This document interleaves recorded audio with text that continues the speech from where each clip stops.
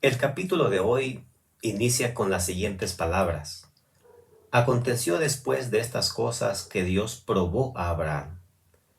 Esta prueba no era una tentación para Abraham, era un examen al corazón de Abraham. La palabra de Dios dice que Dios no puede ser tentado por el mal, ni él tienta a nadie. Esta fue una prueba muy fuerte y rigurosa que haya recibido un ser humano. El verso 2 dice que Dios le dijo a Abraham que tomara a su hijo, su único hijo, a quien él amaba tanto. La palabra único aparece 3 veces en el capítulo, enfatizando que él no tenía un sustituto como para echar mano en caso de que muriese. Era todo lo que tenía. Y así es Dios, Él nos pide a nosotros todo, sin reservas. Nosotros debemos de saber que todo es de Él. Nosotros mismos le pertenecemos, nuestra familia, tu hijo, tu casa, tu vehículo. Cuando se le pidió a Abraham salir de Ur de los Caldeos y abandonar su casa y su parentela sin saber a dónde iba, Matthew Henry dice que aquí Abraham fue probado para que se viese si amaba a Dios más que a su familia que dejó. Pero ahora estaba siendo probado para ver si amaba más a Dios que a su propio hijo, que lo tuvo cuando ya era viejo. El objetivo de este pedido realmente abarcaba varios aspectos. En primer lugar, se debía revelar la fe de Abraham al mundo.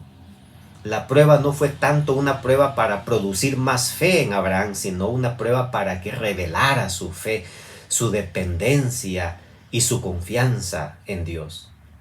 En segundo lugar, tenía el propósito de dar a conocer a Abraham lo que sucedería en el futuro sacrificio de Cristo Jesús. Por eso Jesús dijo allá en Juan: Abraham vuestro padre se gozó de que había de ver mi día y lo vio y se alegró. O sea, acá tenemos una dramatización de lo que sucedió entre el Padre y el Hijo, con la diferencia que para Jesús no se encontró un cordero sustituto, como en el caso de Isaac, porque Jesús mismo era el cordero. En tercer lugar, también tenía el propósito de mostrar el gran amor que el Padre tiene por la humanidad, a tal punto que sobrepasó a su amor por el Hijo. Ninguno de nosotros permitiría que su hijo muriese o sufriese por el beneficio de otros, pero Dios sí lo hizo, porque su amor es infinito y es intenso hacia nosotros. Finalmente, Dios deseaba también, de cierta manera, presentar al mundo que no permite ningún sacrificio humano. En esa época, hacer sacrificios humanos era común y Dios aborrecía eso. Y de esta manera Dios estaba diciendo: yo no permito un sacrificio humano. Abraham aceptó la orden sin protesta alguna. Él, sumiso como hemos visto la forma de ser de él, simple y sencillamente obedeció a la voz de Dios. Pero él mantenía la esperanza, la fe de que Dios podía proveer algo en el camino, hacer algo para que su hijo no muriese. Y en el peor de los casos, dice Hebreos, que Abraham creía que si finalmente Isaac moría, Dios podría resucitarlo después de haberlo sacrificado. Así como es digno de notar la inquebrantable obediencia de Abraham, también es loable la sumisión y la fe de Isaac a su padre y a Dios. Porque si él tenía fuerza para cargar la leña hacia el monte, como dice acá el capítulo, quiere decir que él tenía suficiente fuerza para resistirse y evitar que su padre hiciese el sacrificio. No obstante, como dice White, desde la niñez se le había enseñado a Isaac a obedecer pronta y confiadamente. Y cuando el propósito de Dios le fue manifestado, él lo aceptó con sumisión voluntaria.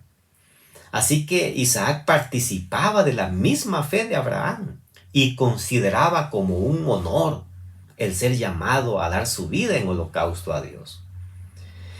Qué intensa fue esta prueba para los dos, quien, al igual que Dios el Padre, en esa ocasión cuando entregó a su hijo, dice Romanos, que no escatimó ni a su propio Hijo, sino que lo entregó por nosotros. Esa fue la más dura prueba, pero también la manifestación más grande y pura del intenso amor de un Dios hacia la humanidad perdida. Ese cuchillo que rasgaría el cuello de Isaac estaba rasgando el corazón de Abraham, y estamos seguros que Abraham es el único que pudo entender en carne propia el sufrimiento del Padre mientras Jesús estaba entregando su vida por nosotros.